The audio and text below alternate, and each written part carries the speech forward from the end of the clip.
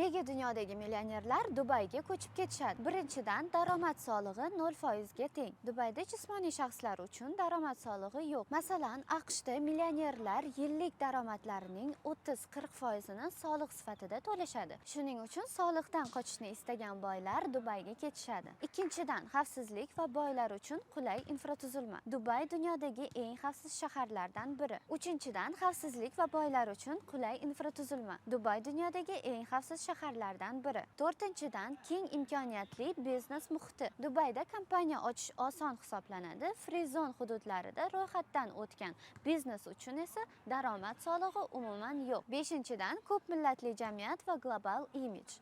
Dubayda yashovchilarning 90% dan ortig'i muhojirlar. Bu shahar global moliya, IT, savdo va ko'ngilochar biznes markaziga aylanmoqda. 2023-yilda Forbes ma'lumotiga ko'ra, Dubayda 1000 dan ortiq ultra boy insonlar, ya'ni $100 million dan ko'p kapitalga ega bo'lgan insonlar yashaydi. Iqtisodiyotni qiziqarli o'rganish uchun YesSu sahifamizga obuna bo'ling.